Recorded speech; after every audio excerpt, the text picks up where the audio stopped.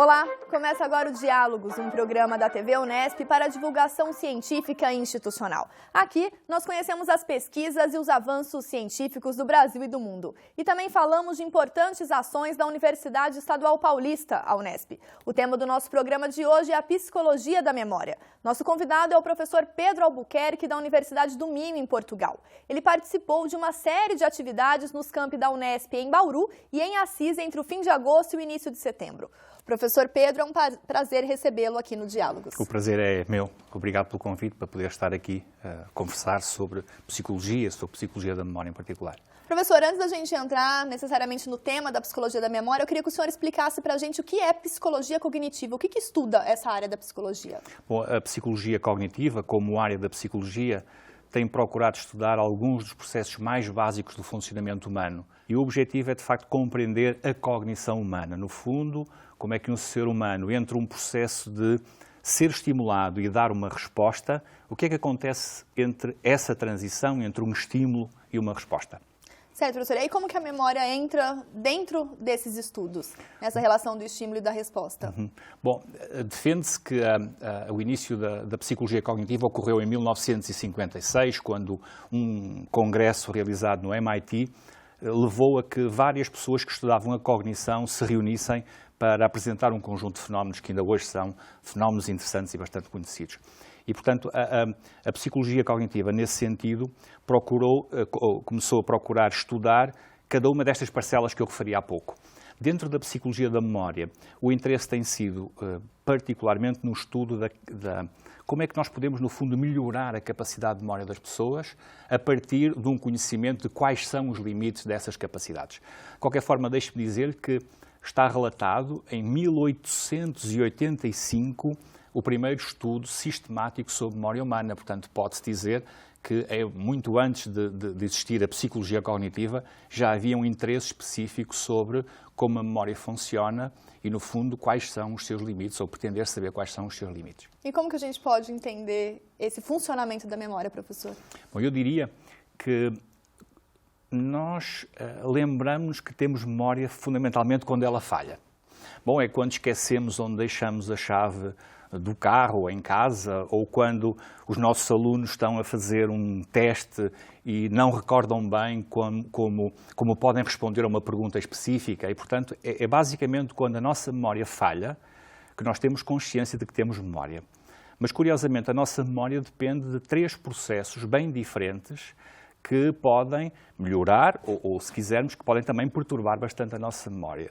A nossa memória começa por ser, desde logo, condicionada pela atenção que nós damos no momento em que queremos guardar qualquer coisa nessa memória. Bom, com isto eu não quero dizer que nós só conseguimos ter memória daquilo a que damos atenção, não de todo. Há coisas que nós não damos atenção e que um dia recordamos, não é? Mas os processos atencionais são, de facto, determinantes. Portanto, este é o primeiro processo importante para a memória. Há um segundo processo importante que é a forma como nós guardamos a informação na memória. Vamos imaginar que a nossa memória é como uma biblioteca. Se nós guardarmos um livro de memória na estante da percepção, é mais difícil encontrá-lo. E, portanto, se nós tivermos as nossas memórias organizadas de uma forma sistemática, digamos assim, de uma forma bem catalogada, é mais fácil depois nós termos acesso a essas memórias. E o terceiro aspecto é, portanto, a nossa memória depende da atenção, depende da forma como guardamos, mas também depende da forma como vamos buscar essa informação à memória. Por exemplo, é mais fácil nós reconhecermos a cara de alguém do que descrevermos a cara de alguém. Porque, basicamente, nós guardamos as caras, as faces, num formato que é mais visual do que no formato verbal. Exatamente. E, portanto, são estes três processos que acabam por ser condicionantes para a nossa memória. Certo, professor. O senhor citou a questão de como a gente guarda a memória. Qual teria um processo que seria mais adequado ou cada indivíduo utiliza categorias, de repente, para armazenar essa memória de uma forma que seria mais fácil buscá-la depois, já que esses três processos estão interligados? Eu diria que há processos que são processos genéricos, que são, no fundo, processos de construção do próprio conhecimento e que resultam das nossas aprendizagens desde muito pequenos, mas depois há estratégias que nós vamos desenvolvendo para melhorar a nossa capacidade de recuperação. Por exemplo, Se eu lido, de facto, com muitas caras de pessoas diferentes, provavelmente é importante, para eu conseguir ligar a cara de uma pessoa a um nome, é importante que eu utilize algumas estratégias. E a psicologia da memória tem desenvolvido, de facto, estratégias que se chamam mnemónicas, que procuram, de facto, aumentar a capacidade de memória, a capacidade de recordação das pessoas, no fundo. Tem como o senhor exemplificar para a gente um dos aspectos dessa estratégia? Por exemplo, em Portugal utiliza-se uma mnemónica motora para saber se os dias do mês têm 30 ou 31. Provavelmente no Brasil também há. E a mnemónica é esta: janeiro, fevereiro, março, abril, maio, junho, julho. E, portanto, esta é uma mnemónica motora. Portanto, eu não preciso saber que agosto tem 31 dias, porque tem uma mnemónica que me pode auxiliar na recordação.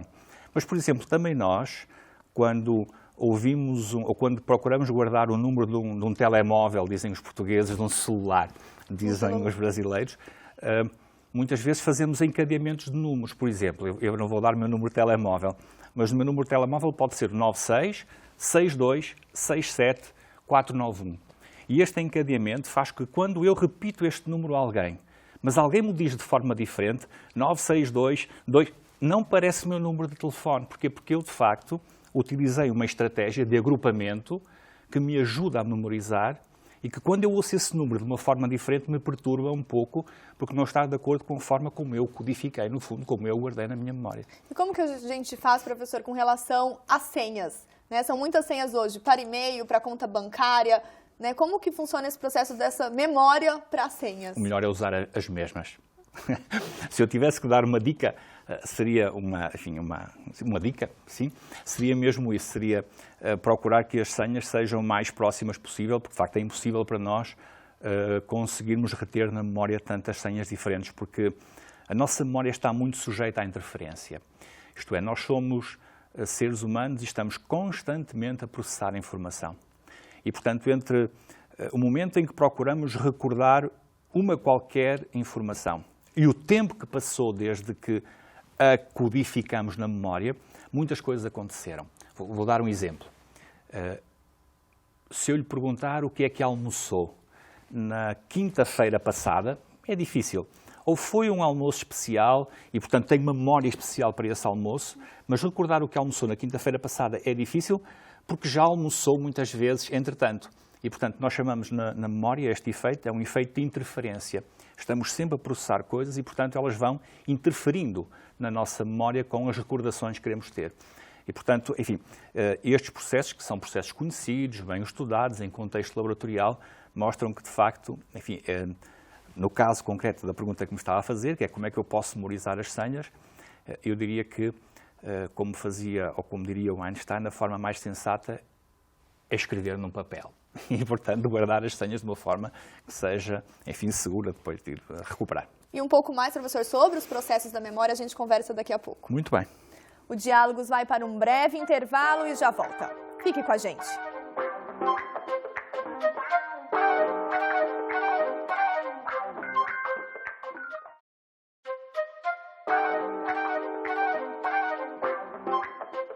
Estamos de volta e hoje o nosso assunto é psicologia da memória. Para falar mais sobre esse tema, recebemos o professor Pedro Albuquerque da Universidade do Minho, em Portugal. Professor, falávamos no último bloco sobre os processos da memória, como podemos memorizar senhas, por exemplo. Só que nós sabemos que a nossa memória falha. E eu queria que o senhor pontuasse por que a nossa memória costuma falhar. Bom, vamos distinguir duas coisas importantes. Uma coisa é o esquecimento, e a memória falha porque nós esquecemos. E outra coisa são lapsos que podem ocorrer ou distorções de memória. Bom, quanto ao esquecimento, têm sido apontadas várias explicações para a razão pela qual nós esquecemos. Uma delas, que é a mais comum, aquela que até o senso comum mais vezes apresenta, é o decurso do tempo.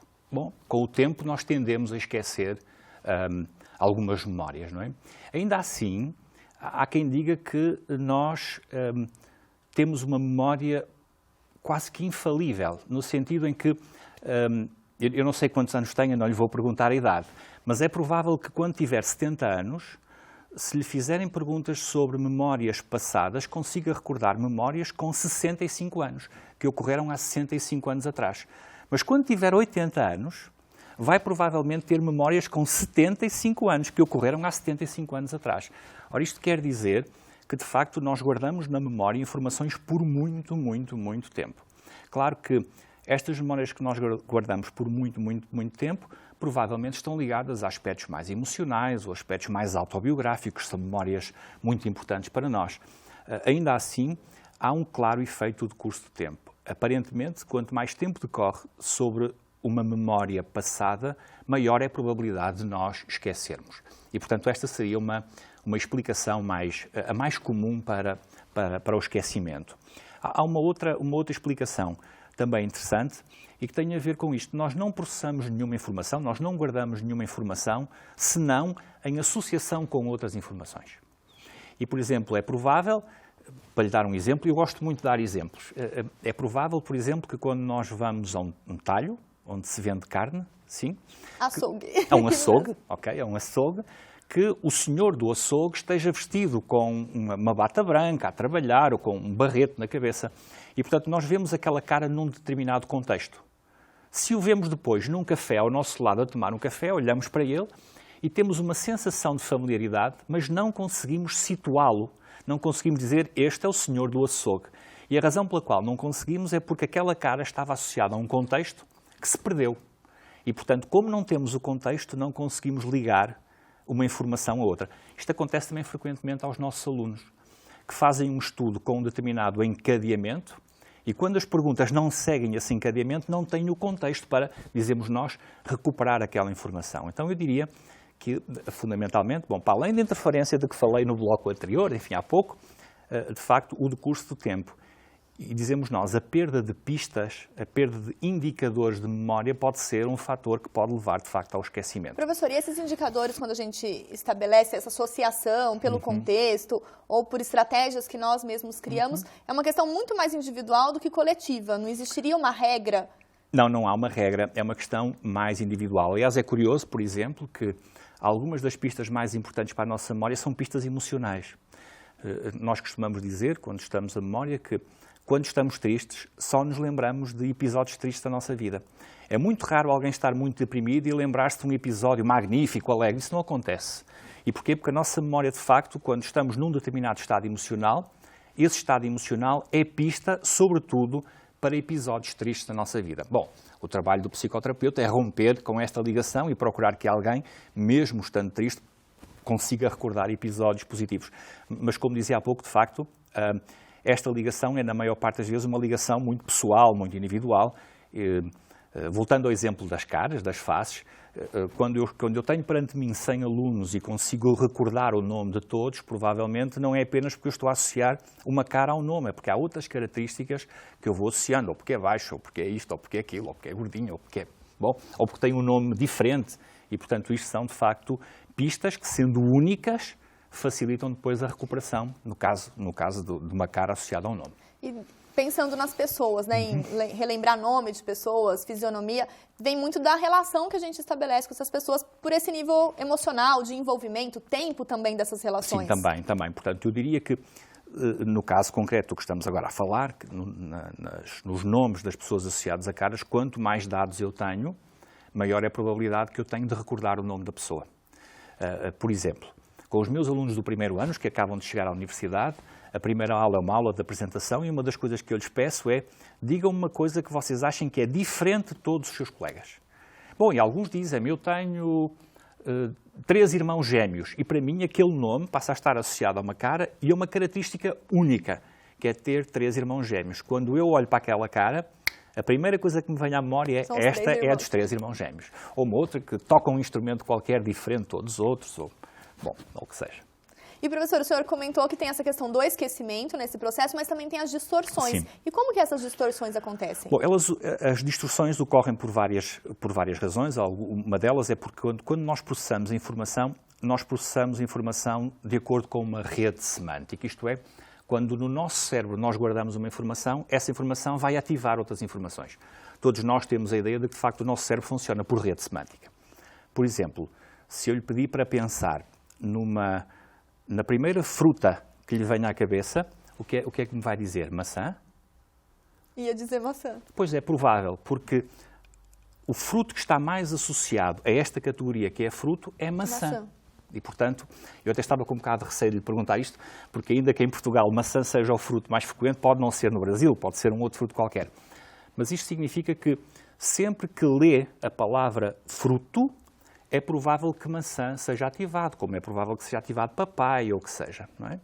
E, portanto, o que muitas vezes acontece é que quando nós processamos uma informação qualquer, há outras informações que vão surgindo. Algumas delas estão de facto relacionadas, outras não estão relacionadas. Eu costumo dizer que, embora isto, enfim, seja muitas vezes mal percebido no senso comum, a nossa memória não é um filme, não é uma película, não é de todo. Porque se fosse, nós éramos capazes de relatar na perfeição qualquer episódio, desde o início até ao fim. Se a nossa memória for alguma coisa, ela é um diaporama, um conjunto de slides, de diapositivos. E entre cada diapositivo, na maior parte das vezes, nós construímos informação. Quando alguém está a relatar um episódio, uma parte significativa dos detalhes são detalhes verdadeiros, mas outros podem ser detalhes distorcidos. Podem resultar da forma como eu acho que acontecem as coisas e não, de facto, da forma como as coisas verdadeiramente aconteceram. Esse é um dos meus grandes interesses em termos de investigação. É perceber, de facto, como distorcemos memórias e porquê é que nós distorcemos memórias.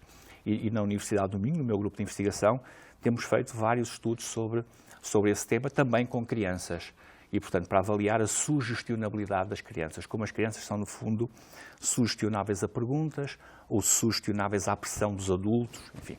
Professor, e um pouco dessa relação da memória, falamos bastante em educação, né? Mas sobre isso a gente vai conversar daqui a pouco. Muito bem. Vamos para um breve intervalo e já voltamos. Não saia daí.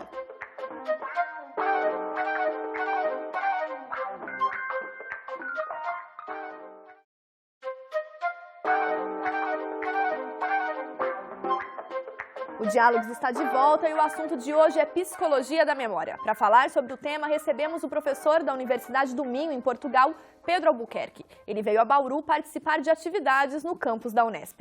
Professor, terminamos o último bloco falando da questão das crianças, né? Como que elas são suscetíveis a essas distorções, a esses processos da memória. E muito isso tem relação com o processo educacional, o processo de aprendizagem. Como que o senhor pode associar a questão das falhas, da susceptibilidade da memória em relação à educação? Bom, há uma relação e há um interesse muito grande da psicologia da memória por tudo o que tem a ver com a educação e tudo o que tem a ver com a aprendizagem. Eu diria mesmo que dissociar a memória da aprendizagem não faz sentido, porque de facto nós só conseguimos aprender se de alguma forma tivermos algum tipo de memória para aquilo que aprendemos.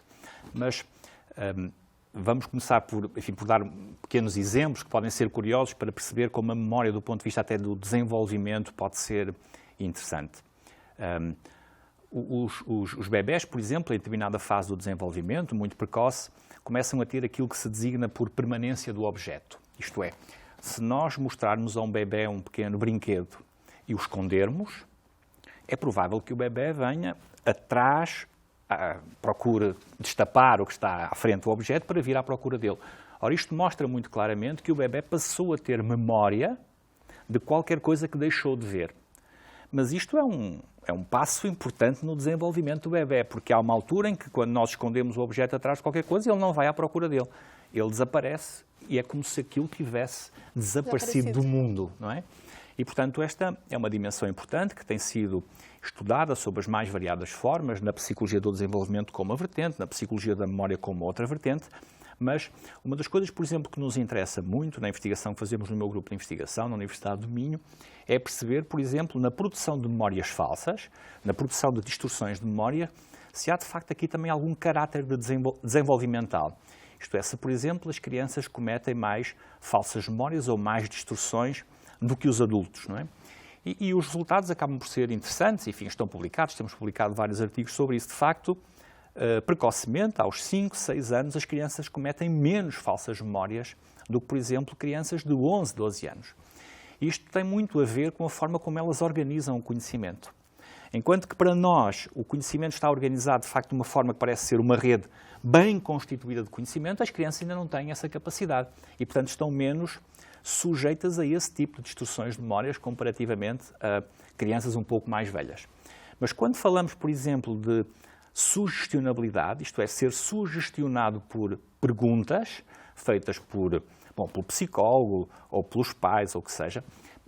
Em Portugal, os psicólogos, por exemplo, do domínio da memória, naquilo que nós designamos por psicologia forense, têm se interessado muito pela questão do testemunho das crianças. E o testemunho é muito importante em Portugal, até para os tribunais, porque muitas vezes a tutela, a guarda das crianças após um divórcio, vão ser entregues ao pai e à mãe, e há o litígio resultante, enfim, do que se passa na vida familiar, etc. E, portanto, é muito importante perceber se o relato que uma criança está a apresentar é um relato fiável, que de facto, relativo a um episódio que de facto aconteceu, ou se é apenas sugestão induzido por alguém, por uma das partes. E, portanto, a nós interessa-nos isso. E uma das coisas que nós vamos percebendo é que, de facto, que as crianças muito pequenas são muito sugestionáveis.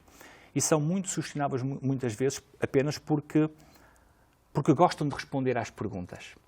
E se eu pergunto 2 vezes a uma criança, se eu faço 2 vezes a mesma pergunta a uma criança, é provável que da segunda vez ela responda diferente, porque acha que da primeira vez respondeu mal. Não porque não esteja a falar a verdade, mas porque pensa, se me estão a fazer esta pergunta outra vez, provavelmente eu respondi mal da outra vez e, portanto, o alteram.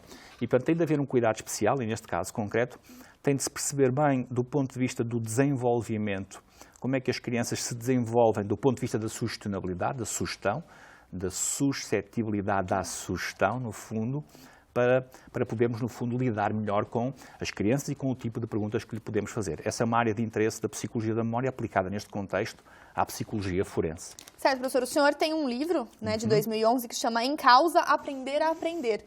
Qual que é a importância da gente falar em memória e falar nesse processo de aprendizagem? Bom, há um dos modelos de memória mais importantes, a memória de trabalho, enfim, que foi proposto em 1974 por 2 autores, defende uma coisa curiosa e, portanto, em Inglaterra foram feitos muitos estudos que mostraram o seguinte.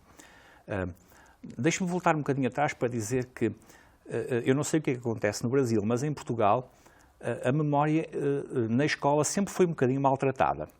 Aprender as coisas de cor, ou saber tudo de cor, é um marrão, é um aluno que não interessa, porque basicamente o que ele quer é decorar coisas e, portanto, isso nunca foi muito valorizado. Ter boa memória não é de facto muito valorizado. Bom, ser muito inteligente é muito valorizado, mas ter boa memória não. Parece que é uma coisa assim, se tem muito, enfim, só sabe as coisas de cor, etc.